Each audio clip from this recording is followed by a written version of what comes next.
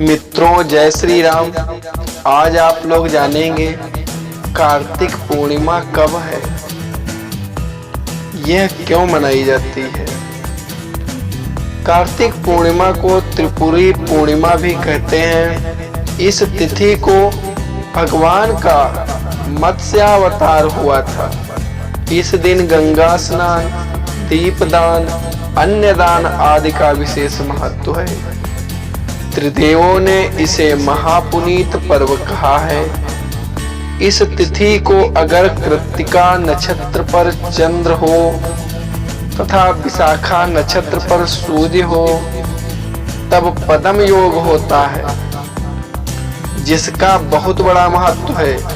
जो महिला या पुरुष पूरे कार्तिक मास स्नान करते हैं उनका नियम इस दिन पूरा हो जाता है। चंद्र दर्शन पर शिवा, प्रीति संभूति अनसुईया क्षमा संतति, इन छहों कृतिकाओं का पूजन वंदन करने से संभूत पूर्ण फल मिलता है। इस रात्रि में व्रतोपरांत व्रस दान देने से शिवलोक प्राप्त होता है। इस दिन कार्तिक के व्रत धारण करने वालों को ब्राह्मण भोजन, हवन तथा दीपक जलाने का भी विधान है। इसी शुभ दिन में गुरु नानक का जन्म हुआ था, अतः इस दिन गुरु नानक जयंती भी उत्साह सहित मनाई जाती है।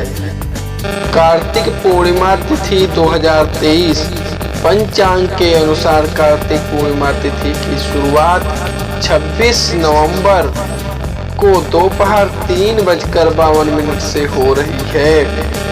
इस तिथि का समापन अगले दिन 27 नवंबर को दोपहर 2:45 पर होगा। उदया तिथि को देखते हुए कार्तिक पूर्णिमा 27 नवंबर 2023 को मनाई जाएगी। इस दिन सत्यनारायण भगवान की पूजा, पूर्णिमा व्रत, कार्तिक गंगा स्नान दान करना शुभ होगा। कार्तिक पूर्णिमा का महत्व क्या होता है? हिंदू धर्म में कार्तिक मास को बहुत पवित्र माना जाता है। इस माह में भगवान विष्णु 4 माह की योग निद्रा के बाद जागते हैं। इसके अलावा इस माह में तुलसी जी का भी विवाह किया जाता है। वही कार्तिक पूर्णिमा पर गंगा नदी में स्नान करने से अक्षय पुण्य प्राप्त होता है। साथ ही इस दिन चंद्रमा और माता लक्ष्मी की पूजा करने से धन में वृद्धि।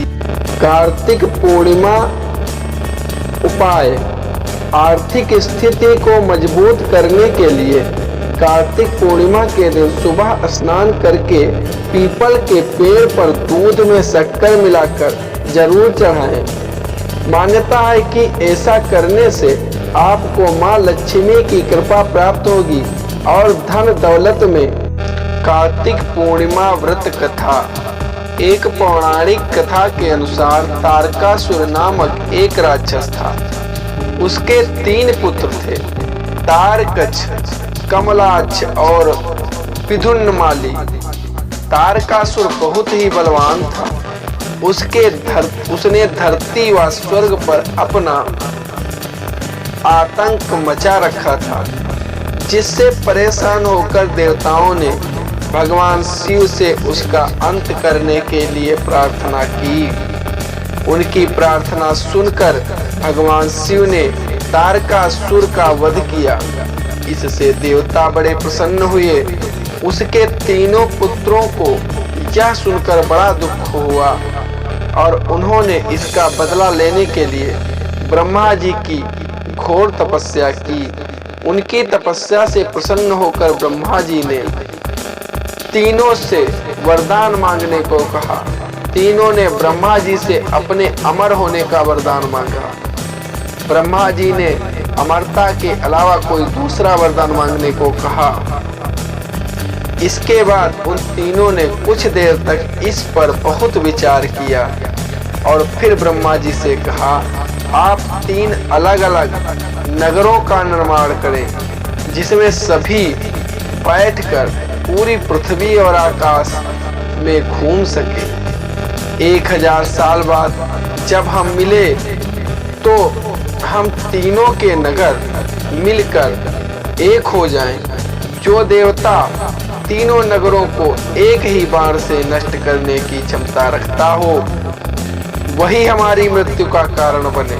उन सबकी नजर में यह एक असंभव कार्य था। उन्हें वह वरदान ब्रह्मा जी के निर्देशानुसार मय दानव के लिए ने उनके लिए 3 नगरों की स्थापना की। तारकछ के लिए सोने का, कमला के लिए चांदी का और बिंधुनमाली के लिए लोहे का नगर बनाया। तीनों ने मिलकर तीनों लोकों पर अपना अधिकार जमा लिया।